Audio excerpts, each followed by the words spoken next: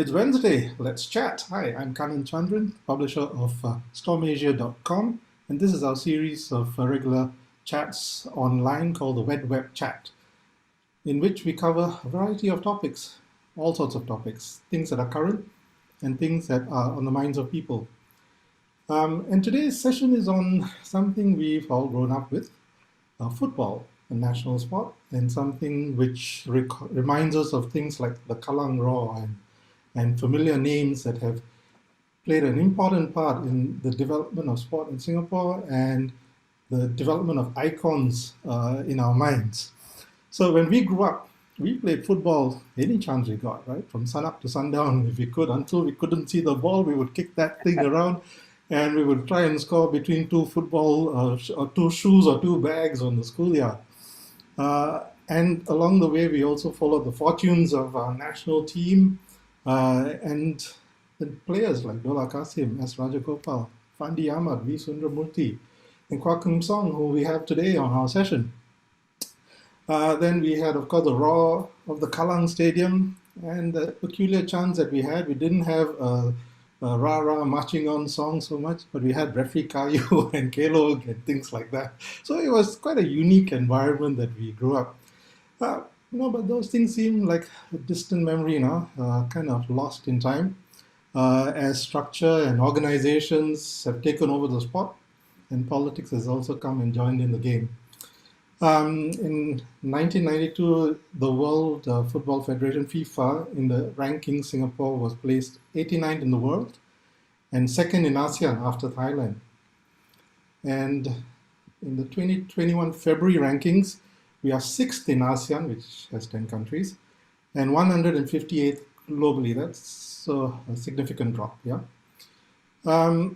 In all of that, we've been trying to boost the sport. We've had a call to make it to World Cup 2010, and now it's World Cup 2034. And the national project announced by MCCY Minister Edwin Tong, Unleash the Roar, was just announced, and so we'll have to see how that will take us forward. So how can we pump more life into our national sport and bring back the roaring great times? So that's our chat for today. And we have with us on our panel the legend, Quah Kim Song. He's part of a footballing family from the naval base neighborhood of Sembawang, where the British ships would berth. And there'll be pickup games involving sailors, and they would draw crowds of 2,000 or more, right? Including talent scouts like coach Choo Seng Quee, who spotted Kim Song's talents, and he was drafted into the national squad as a 17-year-old Raffles Institution student. Kim Song's unshakable reputation was cemented when he scored 2 goals, right, including the winner in the 1977 Malaysia Cup final against Penang. Welcome, Kim Song, to this chat. Yeah, thank you. And we have Jose Raymond, who has covered sports for today from 1995 to 2007. In 2005, he was the Singapore S.League Story of the Year winner and was MediaCorp's Journalist of the Year the following year. And he's also bagged the Today's Story of the Year in 2007. He's currently the Chief Strategy Officer of SW Strategies and continues to research into the local football and sports sectors. So welcome, Jose, as well. So welcome, Kim Song, Jose, to this chat on football, a topic which we've all grown up with, but we seem to maybe grow a bit distant from in these times. How do you both see football today compared to the times you were playing and reporting it? Kim Song, perhaps. First, thank you for inviting me for this football discussion. But the times when we played before, we were not like assisted by science and technology now, sports science and so on. They are all there. The tools are there to accelerate the growth of football. During our time, we would just, like you say, previously, we would just kick around at our backyard, enjoy the game, and things happened a little bit slower than what it is now. We enjoyed the game. There was no pressure, no stress. And we could, leisurely play at our own pace and so on. So I think we enjoyed playing. We were not really pushed and stressed to do this, do that, and so on. So that's the difference between now and probably, way before. Song, hang on, but you said you had no stress in 1977, but people were queuing outside the National Stadium, trampling over each other just to get in. How can you say that you had no stress? I would be extremely stressed if I was you as a player, because there were people outside waiting to get in. And there were thousands. How can you feel no pressure? No, hang on. I thought that Kannan was talking about the football of the past. Really in the past. We are not talking about how we performed during the Malaysia Cup days and so on. This is sort of like the build-up, yeah. That's right. I know. I'm just. He's yanking some chains already. Okay. Not that I was one of those thousands who queued up. My father did, but I was in the stadium when you were playing, so I understand what kind of an atmosphere it was. It was a 55,000 seater stadium, but most of the time it went way beyond that. Yeah. Right. So that's the kind of pressure you face as a player. Correct. Absolutely. I mean, there was pressure, of course, during that time. But I was talking about really our past when Kannan brought us back to, naval base and so on, where we played against the British and so on. And during those times, football was played leisurely, not at a competitive level. So I'm sure there was sort of neighborhood competitions and stuff like that which you took part in, right? Which would have sort of instilled some of the competitive edge. Otherwise, why would the coaches have bothered to spot talent in you and in other players from that area? Naval Base seems to have been a good breeding ground for footballers as well. I think so. I think that most of the national players, I think quite a number of them were from Naval Base. People like Sundramoorthy, his uncle, my brothers, Kumar, Norbert, Sivaji, they were all from Naval Base. I think the British gave us strong competition when we have our own league there. We played against people that were much bigger than us. And when we played against them, and later on played against people from our own local fraternity, it was easy. So I think the British taught us quite a fair bit of football. About the British, the history of British football and so on. Everybody is now crazy about the EPL and so on. So they really gave us and taught us, how football should be played from a very early age. Yeah. Jose, what was it like though when you were sort of covering the scene? Did you get that sense? Yours was a later period, right? No, but actually, my history with football actually goes back a little bit longer. When I was in school, I was actually in the Jurong Town FC youth team. And it was at that period where I used to train behind the goalpost, and I used to see players like Jeffrey Lazaru, Lim Chu Peng, and even Lim Tong Hai and K. Kannan and ARJ Mani. They were all training with the main team. So I did not end up playing, did not continue playing because when Vincent Subramanian became our head coach, he told me, "Oh, you cannot play football. You better go back and study." So and I think that was the best thing he did for me, because he basically said, I think your future is in studying. You better go and study. I said, "Okay, fine, right?" So, but yeah, so from there, I obviously continued my relationship with football by watching, being a spectator, and then in the end ended up becoming a journalist covering sport from at a very grassroots level onwards. And the one thing I can actually say is that there seems to be a perception that the 70s and 80s, no slur on Quah Kim Song and his generation, that was the best time in Singapore's football history. But I think in the late 90s and 2000s were also a period where, as a journalist, I enjoyed covering football because we won the Tiger Cup in 1998 in Vietnam. And then in 2004 already led us to the Suzuki Cup, Tiger Cup in 2004/5, again in 2007. And we did make it to the third round of the World Cup qualifiers in 2010. That meant that we were just one step away from making it to the final. So in some ways, Goal 2010 wasn't really much of a failure. It was actually something which brought us all the way to the third round. So it's not a failure. We did get quite far in the competition. So it was, for me, that period was, I think I was lucky that it was that time where I was covering sport, which is why I was actually really into it, and I was winning some of these awards, because of my involvement with football. But I noticed that after 2012, after we won our last Suzuki Cup under Reddy, fortunes took a dip. And I think this is where we need to get down to the root of why it has happened. Yeah. So why do you think it's happened? Combination of factors. One of it, I think, comes from what we call in policy thinking overconfidence bias. Where once you reach a certain level. We weren't so great to be overconfident. But we see the problem is once you win something, instead of actually thinking how can we do better, there may be some trains of thought in which, we've already come this level, it looks like we are doing pretty okay. I think we should continue whatever we're doing. So that's where, in policy thinking, we've got a couple of biases which usually hold us back. One of it is confirmation bias. One of it is overconfidence bias. There's also this thing called the availability heuristic, where, you actually rely on information provided to you and you reach your conclusions just based on that. So it could well be that a bunch of people who are looking at this football as a sport, as a policy, and thinking that, we've done this back then. It means that, this could have worked, and which means you got to try it again. So that's a possibility where, that's why it's important sometimes, even in police investigations, that in cases which are unclosed, to have a fresh set of eyes looking at it again. Different ideas, different perceptions, different perspectives. Yeah.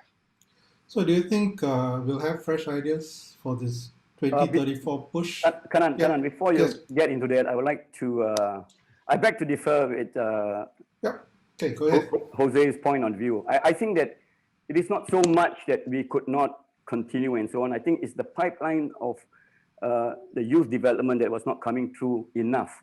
Yep. Every time when we do well for a period of time, there will be a lull.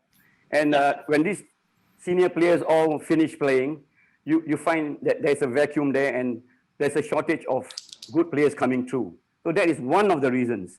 The other reasons could be like maybe the educational system has changed. People are more interested in getting an education so that after football, they'll probably get a good job, because that has been the fear of many parents, and I'm included. Because when my son wanted to play football and said, Dad, you have to, teach me your skills and, and teach me how to play at that level, I said, no, son, I think there's no future in Singapore's football. As a parent, I am giving him the real facts. And I said, go and study and get a decent education so that, after football, when you got another 30 more years to go, you will have a decent job to ensure that you have a good life. So these are some of the factors that are also prevailing now. And I'm not sure how they are going to tackle this, because they have come up with a lot of reasons, the 8 pillars and so on. But one of the things that I think they have not addressed is to get the parents to buy into this plan. I mean, if they are not convinced that football can be a career path for your kid, it's going to be a big problem. So do you Kim Song, forgot to tell you something. you actually stopped your son from playing football, but you allowed him to act as you in the Kallang Raw. That's only because I can't do it, because my knees were battered and I have to bring him in. No, but you see, but that's my part. But I'm just saying that at least you see, I do my research, right? So I kind of like know your son played you. Yeah, but there's nothing wrong in him playing social football. Nothing wrong. And for people who haven't watched the Kallang Raw, you should, because it gives you an indication of the camaraderie, the multiracialism in the team during Kim Song's 1977 time. Yeah, of course, yeah. So when you were playing, Kim Song, did you have a career in mind, or did you just play for the sake of playing? I actually did not really think so much about my career at that time. I had a good education, so football was my passion. I enjoyed playing. My brothers all were national players. I was kind of more or less influenced by them. And when I saw them playing at the dockyard, against the British teams, you get this roar from the crowd, and when you score a goal, they will cheer and praise you and so on. So I thought that that's not a bad, not a bad game to play, and if you're good, they will cheer you and pat you on the back and say well done and so on. So I got started because of all that, influenced by my brothers, influenced by the British, and influenced by the fans. Okay. So you don't see much of that, right? I think the problem we have today is that there isn't much spontaneous football taking place. Everything is sort of into allocated spaces. You can't play in the bottom of the void deck. You can't play on grass patches most of the time. So that's probably curbing this development of talent, perhaps, and the fact that people like to sit in front of the computer and play video games and not want to go out in the heat. Yeah, but it was not during my time where we were. Not your time. Yeah, it was. I think maybe probably 10 years ago. Mine was we had clusters of fields around Singapore for people to go down to the field every evening to kick around and meet each other and play a game or two. So we had opportunities. We had the infrastructure, with fields all around to play with us. I think the British gave us a balanced life. Like Wednesday sports, Saturday is like entertainment and so on. So it was fun playing football at the time. So probably that contributed to us growing into the game and wanting to represent the country. And also it fostered a sense of community, right? Because that was one place where you could come down and that's right. Guys from different sort of backgrounds and areas of society would get together and play. Now it's much more difficult, right? You tend to form little cliques and play within that, those cliques. So perhaps that could be something to look at as well as part of one of the 8 pillars, opening it up to more people. That was one of the suggestions made, to have more of these grass patches available for people to just have impromptu games. And for women as well, the women's sport is also something which is rising globally, and we should give that much more attention than we're possibly giving at this point in time. Yeah, I did say that recently in an opinion piece, that actually this whole aspirational goal towards 2034 is very much dominated by the men's game, and which shouldn't be the case. It should actually be towards growing football not just among the men, but among the women, because the one thing which we have done, which isn't getting much result, is basically pumping money towards the men's game. But are we pumping enough money towards the women's game? I had one of the women's clubs,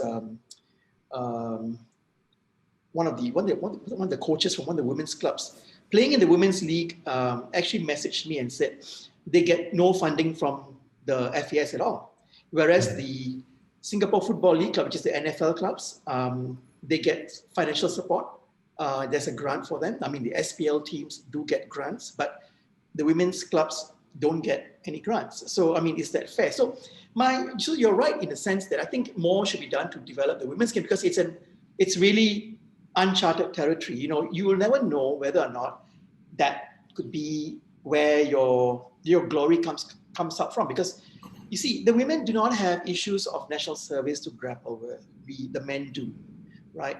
And if you think about investment and you talk about equality, you talk about equality is something which the government is really trying to push for, then why is it aspirational towards 2034, which is the Men's World Cup? I don't get that.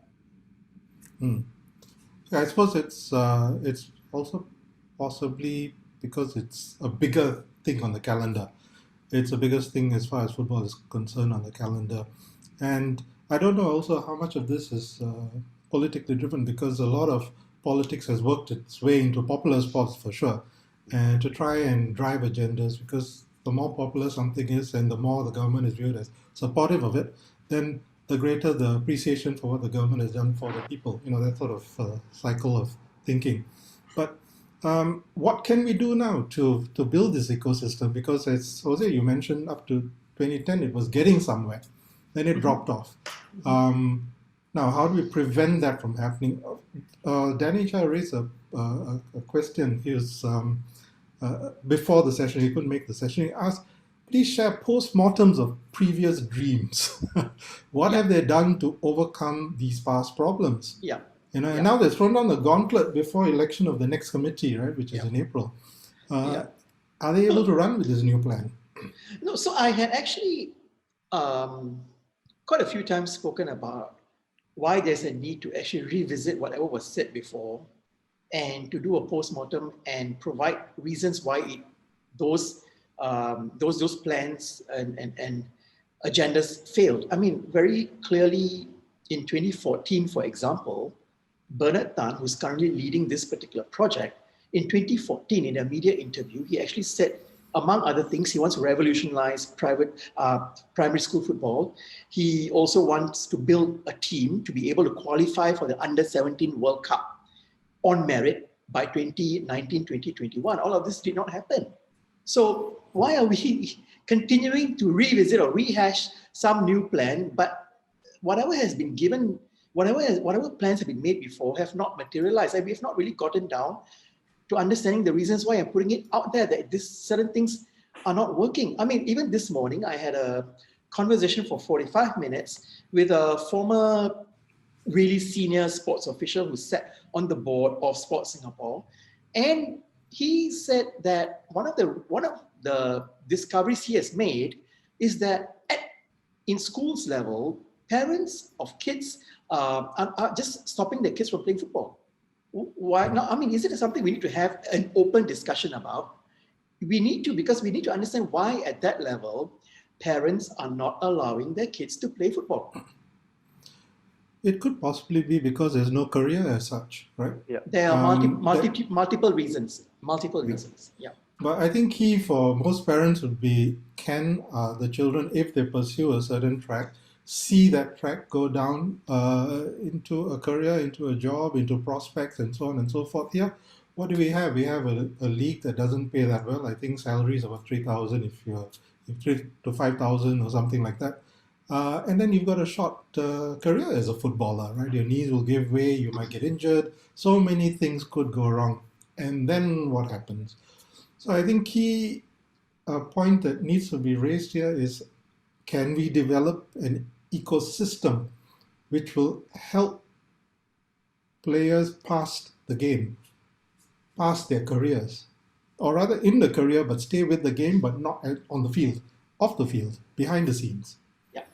I mean, Kim Song can probably add in here as well. I mean, how many business leaders do we know out there actually provide jobs or provide a livelihood towards our footballers who retire? I mean, for me, I only know one person, Teo Seng, right? Yeah. Only Teo Seng. You know, whenever I head down to Komoko, I'll see so many of our footballers working there. So he's the only one. I mean, in my view, he's like one of very, very few who's actually providing support for our footballers, right? So are there any others out there who are also doing the same? That's my question mark.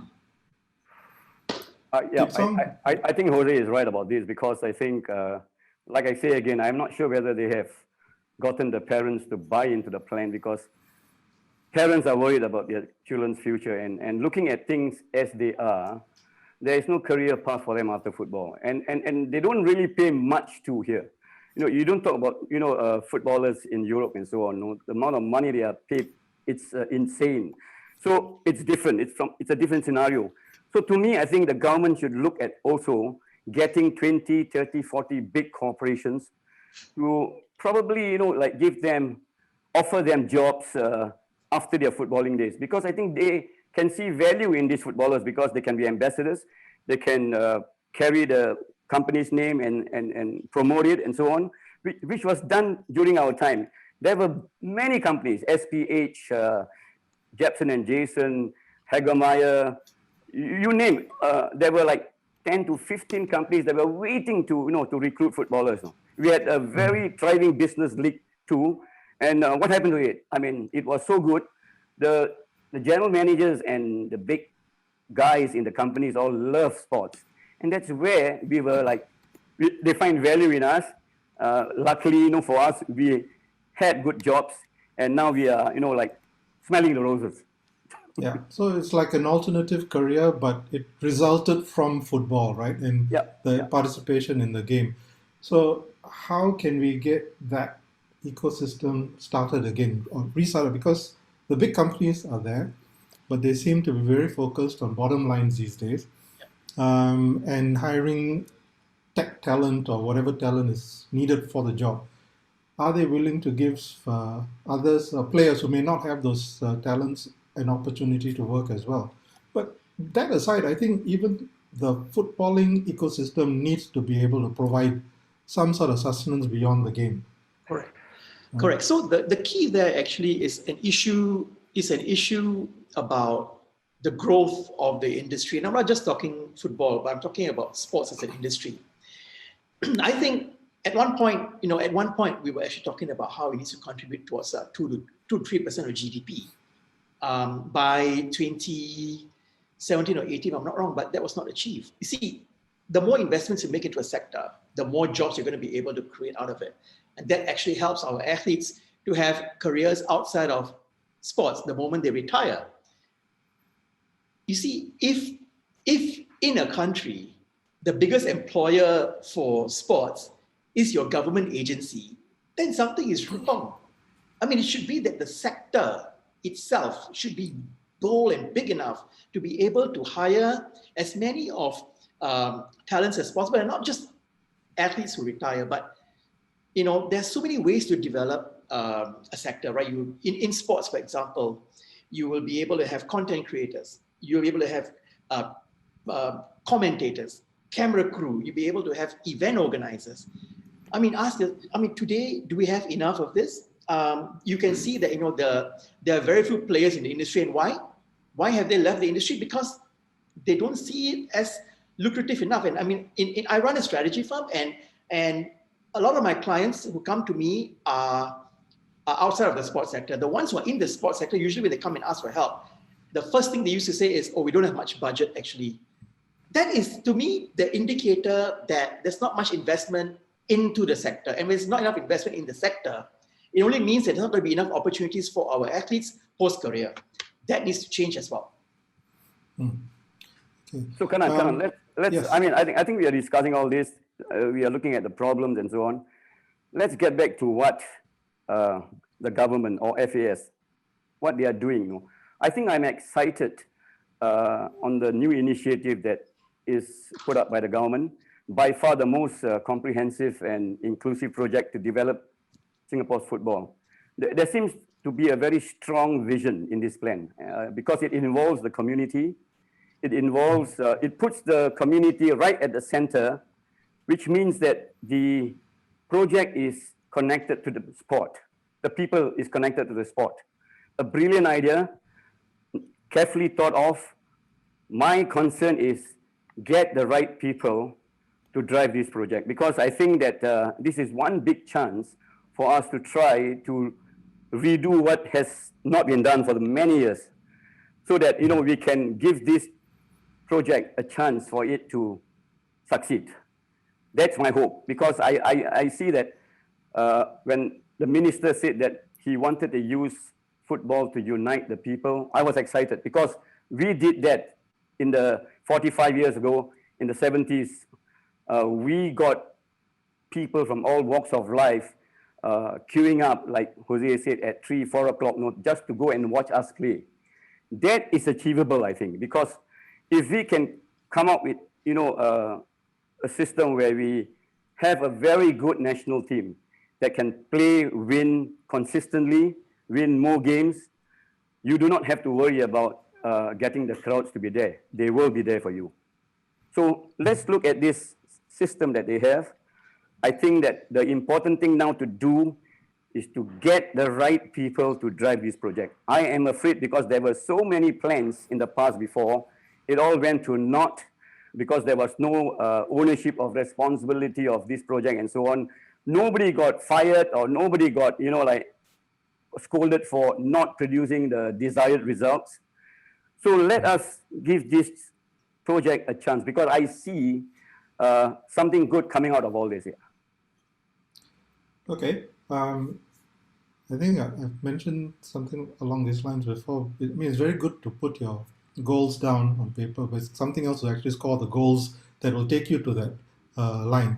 So some of the among the 8 pillars is this whole thing about the national, the schools, football academies, and things of that nature, right? Starting them young. Does it necessarily include putting in that sense of desire, that passion to win, that fostering all the other values that come together when you're playing football? In your time, Kim Song, or even in your time, Jose, before you were told by Vincent to go and study instead of playing, the feel of playing football then versus being put through a rigorous academic system? It's quite different, right?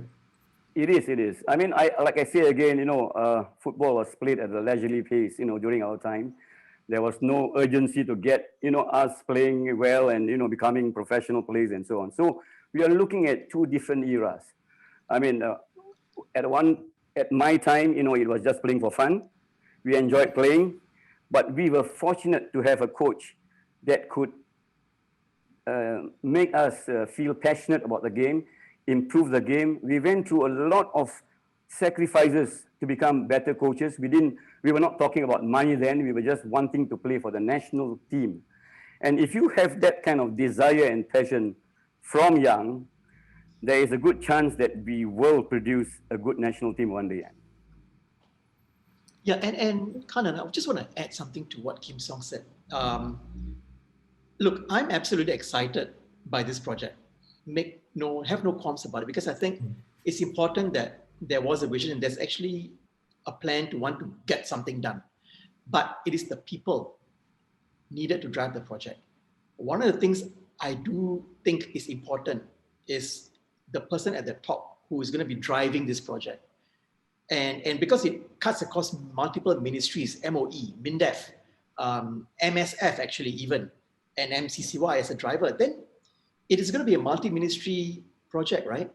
And if you have a junior minister who actually is driving it, will he or she have the clout to be able to bring about the changes? Now, I think for a project like this, for it to really become successful, the person, advisor, or the head of the coordinating team has got to be somebody who is way up there, PM level at least. Well, it's a national push, right? So yes, you were saying this is a national project for national unity. You see some social effects of how football, what kind of social effects football brings towards the country. Then it's got to be somebody up there, somebody really up there who's going to be able to push through some of these barriers. Only then will we see success. I mean, Mr. Ma Botan in his Goal 2010 project, I take my hat off to him. He had the guts to come forward and say, this is what we want to do. But he had a prime minister, Goh Chok Tong, who was a PM at the time, who was a supporter of sports. He also saw the value in sports, and I think we need to have something at that same level. I mean, it's something which Kim Song may disagree or agree with. I'm not sure. Kim Song, how do you think? I don't think you need someone of that stature and so on. I think you need people that are influential. I mean, that can get things done. That is sufficient. I agree with Jose saying that you should get someone of ministerial standard to get things that they want to push barriers and so on. But the important thing here is to get a group of people. However great that person is there, if you cannot get a group of people that think and have one common goal, all pulling the same way, it will not work. You can get you can get a PM to be driving this project, but the people below him should be the driving force, for all these things. And how about the footballing community? I mean, has anybody approached you, for instance, Kim Song, for your advice or your thoughts on this project? Yeah, I mean, I get people telling me very negative, remarks saying, oh, it won't work, it will this, it will that. Very seldom you'll get someone saying, perhaps, we have now a plan well, thought of, and it could work. So there are more negatives than positives. But I'm saying here, from a guy that loves football a lot, that benefited, I think this plan is quite a comprehensive plan, well thought of. Give it a chance. My concern, my take on this whole project is to ensure that you get the right people to drive it. Because like Jose also said earlier on, you get the wrong people from the start, everything will be wrong. That is my concern. Yeah. So the people will of course matter in any project, right? You've got people, you need the right people with the right motivation to drive it through. That's right. We've got some questions that have been popping up. So let's just look at some of them. Swiku says this whole conversation could be changed to arts, music, or pure science. Same discussion. We are always half-hearted. not keen to back up aspirations with real money, except by importing talent. What do you think about that comment that it's always a half-baked thing? We probably put things down on paper very effectively, but then fail to follow up. No, but I think that the government is really backing this, project a lot. There will be funding, there will be infrastructure given. This is all quite substantial, the amount. And I think that if we can get all these things in place and the right people to drive it, there is a very, very good chance that we may succeed. I am quite positive about this. I think that we have to learn the lessons from the past.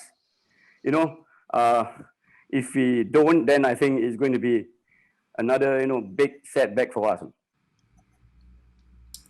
Jose, what do you reckon? I'm kind of like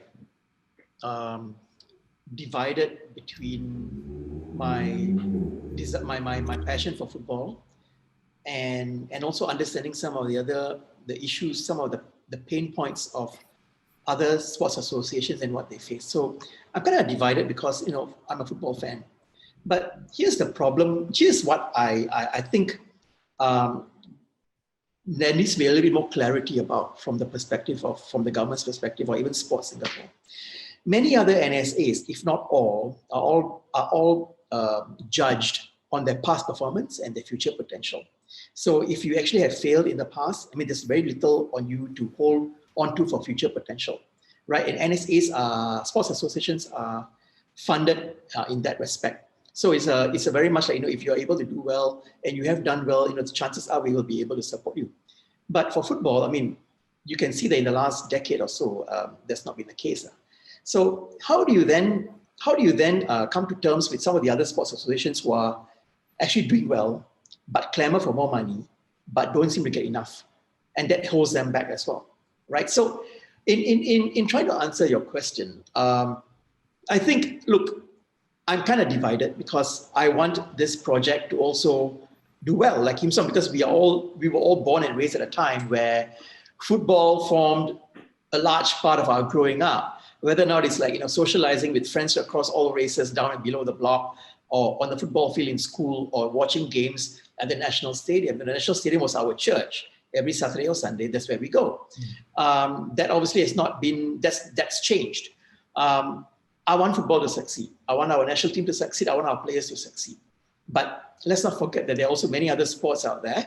Athletes, officials, sports associations, volunteers are also putting their hearts and souls into the other sports, but are not getting enough support.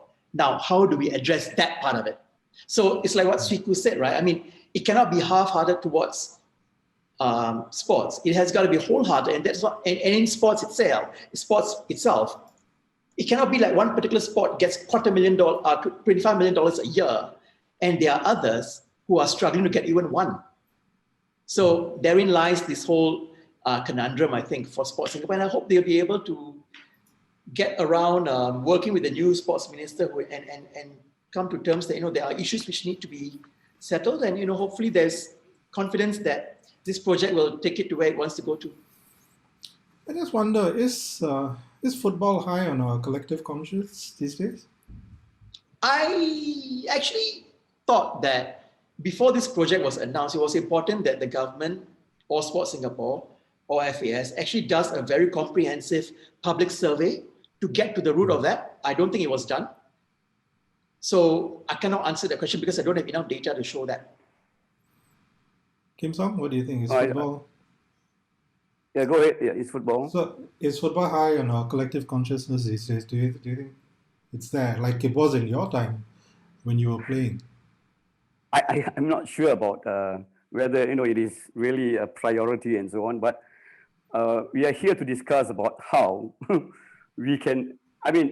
Just to disagree with Jose a bit, I think football is one game where you can get 70,000 to the National Stadium and a few 100,000 more at home watching the game. So it has got some value. It is bigger than most other sports like goals.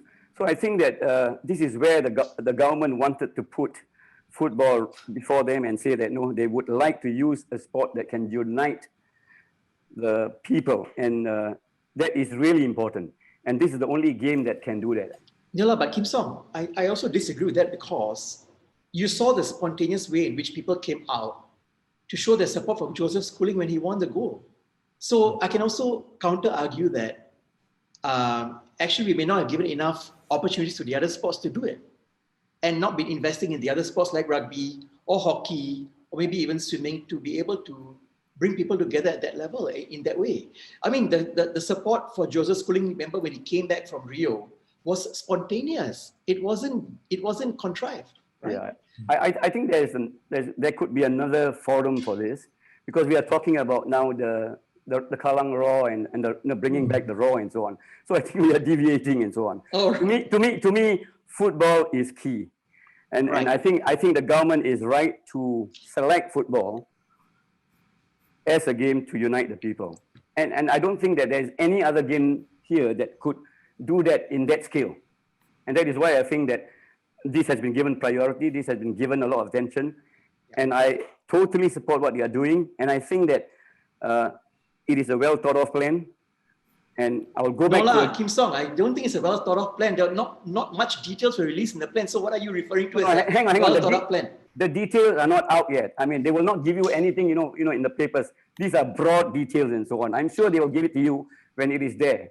And I'm not citing them. I'm saying that please give them a chance. I think that No, okay. it has been thoroughly thought of. I think bringing the game to the community is an excellent idea, because they are taking it to the community now and not the other way around. So I feel strongly that it has got a good chance to succeed if we make monumental sacrifices to all these things. Can I just draw your attention to this one question that has come through from Lo Nguan Kiang. It says, we had big plans to turn sports into an industry, including an investment in a new stadium. My son thought there was a future. He has a degree in sports science and management. 6 years later, he is working in another industry and thriving. So begs the question, where's the ecosystem to support this? Because even if we do introduce this national movement, you've got to put a lot of other things in motion at the same time. You've got to build that infrastructure in tandem. You can't wait for one to be complete, and then where will this feed into, right? Any thoughts on that? No, I think we have concluded that the ecosystem is not supportive enough yet. And that's something they need to develop. I think there's a fair understanding that that's the case. There's not enough positions, not enough places, not enough clubs, for example, playing professional games, playing professional football, in which players now, today, can get opportunities, right? So even though you may have a very strong base, but your funnel kind of like reaches like that all the way, just like that. So there's not enough opportunities for players to play. So I think the ecosystem needs to be built, developed, and supported. But I guess they want to do it in phases, because if the whole idea right now is to build a very strong base, it doesn't make sense to invest in the number of clubs, because you may not have enough people playing. Yeah, but how long does it take for an ecosystem to be built? It takes years. It takes years to develop an ecosystem. And it also takes itself commitment, right? Because we need to stick with a plan and move with it. Otherwise, if we have that, what happened in 2010 and then it dips and fails, then it's a constant odd-shaped curve that we're going to have to go through over and over again, right? Mm-hmm. But maybe what Kim Song says is correct. It's let's give it the plan a chance and see where they go, because they've got in one of their pillars infrastructure. So I'm presuming this is part of that infrastructure discussion, right? But Kannan, having said all this, it is a long journey ahead. I mean, it's fraught with a lot of obstacles, problems, critics. I've gone through all these things with the late Ganesan and the late Uncle Choo Seng Quee, but we persevered, we stuck to the plan, and finally, we enjoyed the fruits of the labor. So I think that this project is not for the faint-hearted. It is for people that have got a strong will to want to see this succeed. They will come across a lot of failures, obstacles, and so on. They must still continue to do it. And there must be reporters like Jose and so on, trying to encourage, motivate people and so on. It is a confluence of factors that should come together to see these things successful. Otherwise, I think, if you are doing this by piecemeal methods, it's not going to work. Kim Song, I think the role of journalists is not just to motivate, but also to call out bullshit. Correct. I just want to make that very clear. No, correct, Jose. That's why we have people like Jeffrey Lau. When we did well, he praised us, but when the team loses, he whacks us. Correct. And correct. And the people in charge needs to recognize the role of what critics bring to the table, because it forces them to do better. Correct. And, I agree with that totally. But you need at this juncture to encourage, to motivate, to praise, because we are our football is not even at rock bottom. It is right underneath.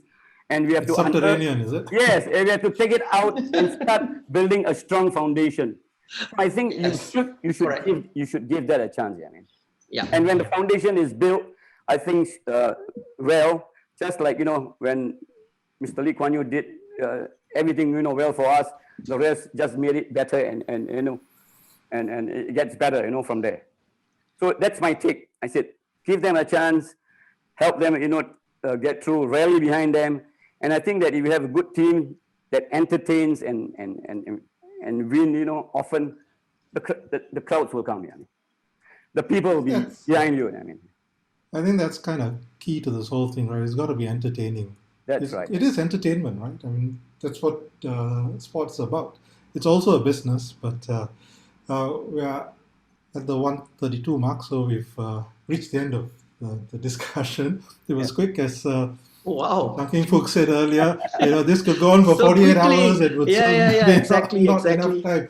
But Jose and Kim Song, thank you, because this was great, because you both brought counter arguments in and you had a nice little fist fight going here, which is always enjoyable. That's right? what Kim Song and I usually do over Sami's curry, which we haven't done in a while. Anything? Okay, we should do that and bring an audience in and cheer on, right? Have a little debate series going on there.